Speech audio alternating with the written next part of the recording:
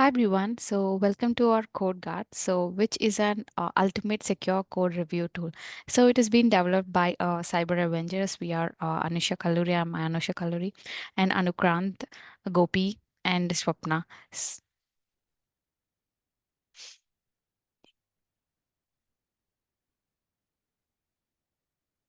Yeah, so this is the overview of our application. So I mean, which we'll be going through this demo. So first we'll start with the introduction. So coming to introduction, so in the recent years, there is a widespread of adoption of software applications across various industries. So this made the importance of software safeguarding against the cyber threats, and secure code review tool here places a crucial role in addressing these security challenges. So here we examine the source code of of the software application and identify the vulnerabilities and provide the remedies for that software code which is given by the user. So here it addresses a robust security measures so in order to mitigate the risks of cyber threats. So this tool is also comes with on a user friendly interface, and it can also integrate with it also has integration capabilities to adapt to the development workflow. So it provides a feedback and a recommendation for known vulnerabilities which it has been detected throughout the code.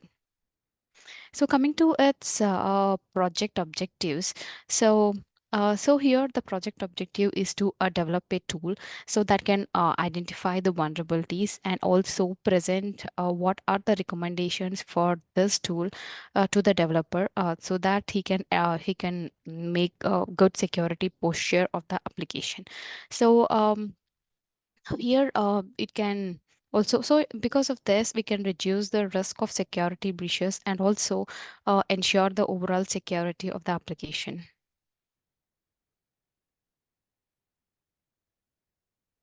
Okay, so coming to the overview of the tool, so as said before, so it is an user interface tool where it would provide the user would provide the code files to this software tool, and it would analyze these code files and like by scanning this so the source code in order to find the vulnerabilities.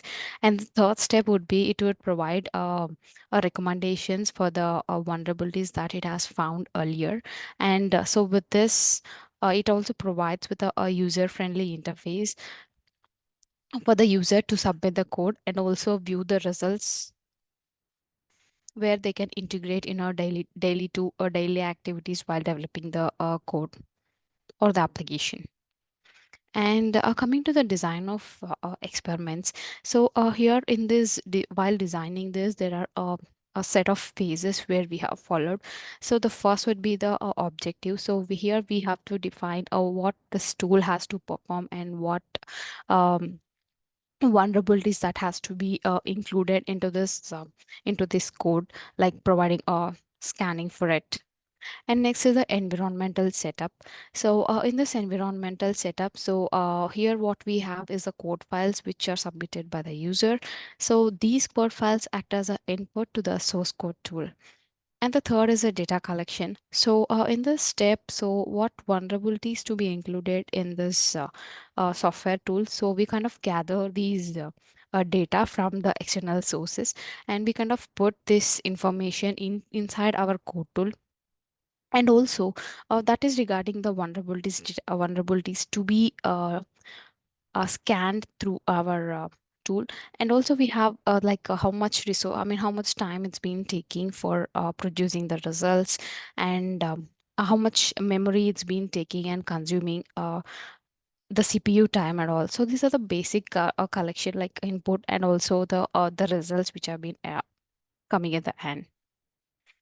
So, and the next is the experimental execution. So, in this, we run this tool across the code files given. So, and we identify any issues that we have faced during the development. So, these issues will also be incorporated into this execution. Like we can say it as a iterative development kind of phase. We can think of it. and analysis and interpretation. So in this, we at the end, when we get the results, we match them, like we kind of test if the vulnerabilities present in the code file are being detected or not. So this can be evaluated as a tool performance. Yeah. And the next is a attack scenario. So here in this tool, we define what scenarios to be made as a known vulnerabilities, like SQL injection. So here we have took SQL injection, cross-site scripting, and server-side forgery, and a command injection. So there are some set of attack scenarios where we have handled here.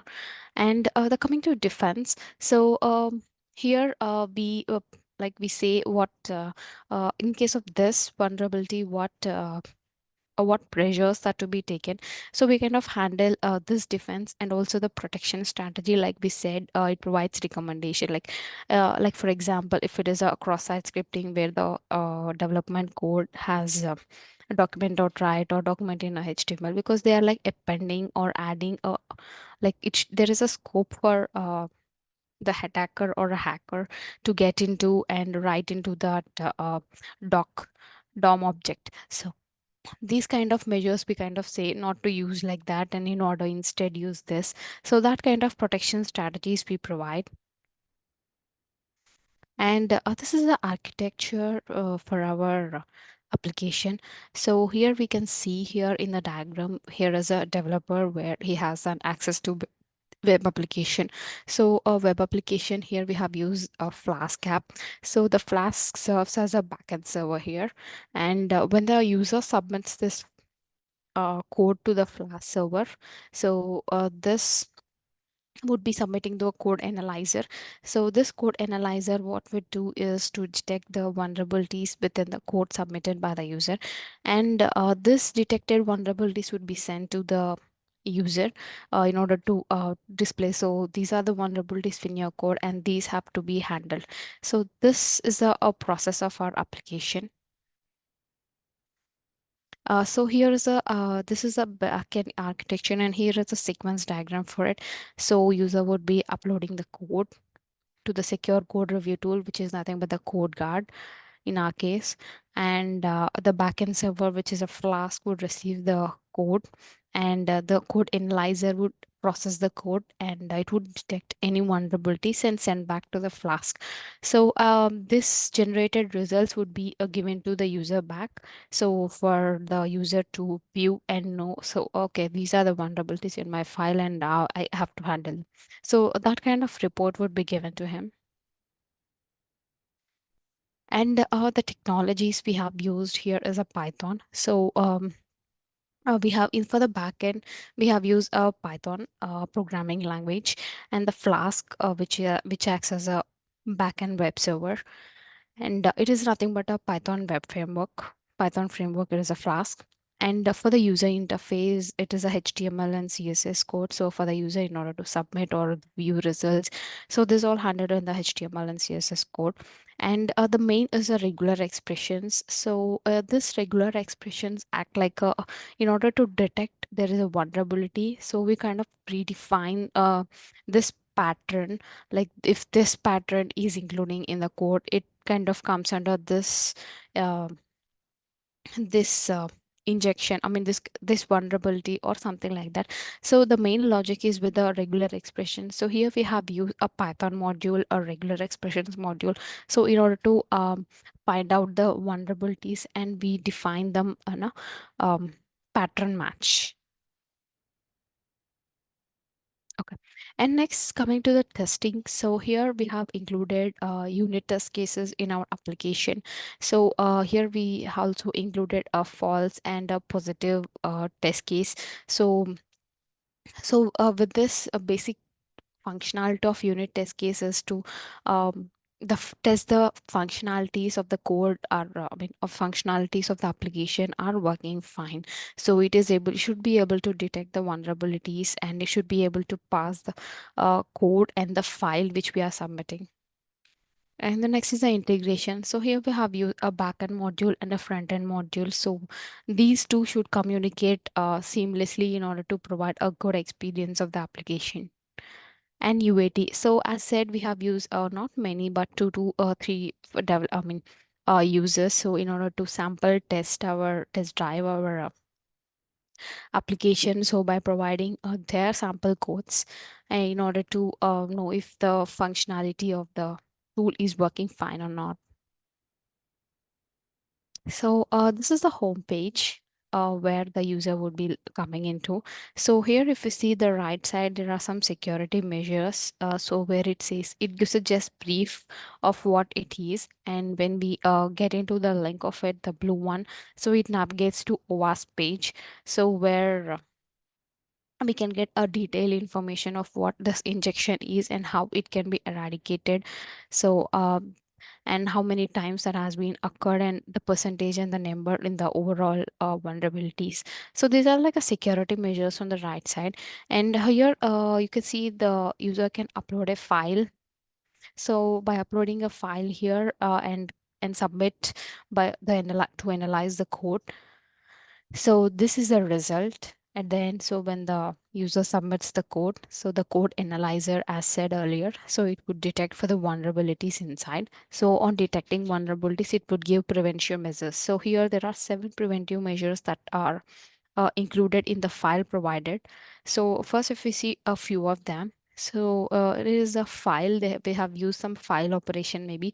So in this, it is saying to limit the permissions of the file and also sanitize the input path. So the path which is given has to be validated if it's a valid path or not. And also like read, write, and execute permissions have to be limited rather than just giving all permissions. So that has been detected here, and some configuration might be included. And regarding that, so it is asking to take a security measure to it. And if you see, there is a SQL injection too. So in this, it is saying to use a parameterized queries. So rather than just like maybe they are just appending into it. So well, like that, it provides based on the scenario. It provides the analysis and preventive measure for it.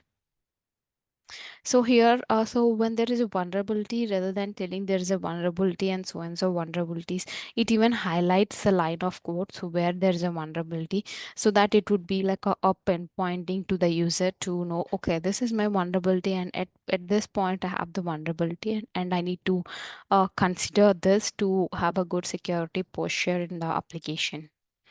So here, as said, here it told this eval function thing. So it has to use a literate eval, which is a safer function. So like that, and some insecure dependencies like subprocess and OS.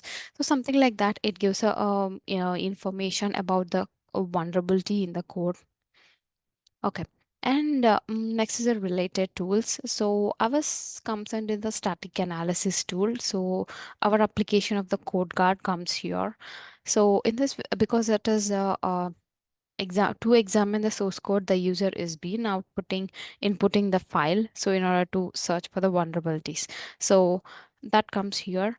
And there are other tools too, like dynamic analysis tool. So wherein this dynamic analysis is being integrated in the development workflow.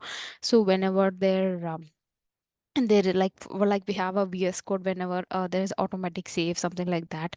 So here this dynamic analysis tools are integrated with our development phase. And whenever we they find it, I mean they run in a periodical basis, or it might be a cron job that is been running at the back end. So with that, they identify the issues or vulnerabilities inside the development code in a periodically. And interactive application security testing. So here it has both static and dynamic features into it. So it also provides a real-time feedback. And the next is a plugins. So we can have plugins integrated with our development IDs. Like when a VS code, there might be like as we have like we can get Python like a plugin installed in the VS Code. Similarly, there might be some plugins for each a programming language to include in our code base. And this is a future enhancements where we can include in our project. So as of now we have used regular expressions, which is a Python module. So but in future we can integrate it with the machine learning algorithms, so it would give a better results in finding the vulnerabilities. And also it can like in regular expressions, it only identifies the known vulnerabilities which we have already defined. But giving the capability with machine learning, it can also be able to identify with the past experiences on new vulnerability, like 0 day vulnerabilities in some cases can also be handled here. And as of now we have supported C, Python, HTML.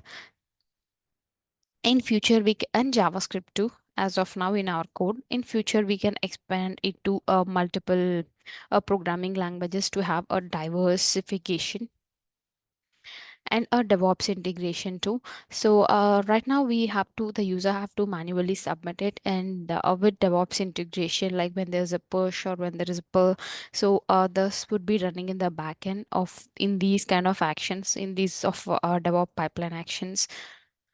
And and we can also have better reporting and visualization of the vulnerabilities which are being addressed. As of now, it is only stating what vulnerability it is, and we can also have better insights. Like this application, if it is being used by multiple people, we can have a dashboard kind of thing saying this in this vulnerability has been made by so and these many number of users. So it kind of provides the visualization and the reporting for it. And recommendations, so we can have a better and contextual recommendations too in future if you want, like more detailed information of the vulnerability that has been found. Yeah. And the conclusion would be like this is a secure code review tool, which is a code guard, the name of it. It represents a significant advancements in software security in order to process the vulnerability detection in the user provided code. So here it uses so in terms of technologies, it uses a file processing, so where it accepts as an input, and it would identify the vulnerabilities like SQL injection, where we predefine. So these vulnerabilities have to be detected, so the defined vulnerabilities it would be able to identify and also provide the feedback for it, nothing but the recommendation for it. So these vulnerabilities have to be incorporated with this kind of preventive measure. So it includes that, and also comes with a user interface, so where the user inputs and gets the visualization, I mean gets the report, nothing but the what vulnerabilities the preventive measures are there. Okay. So, and this tool also has demonstrated effectiveness and utility in s- enhancing the software posture of the software applications.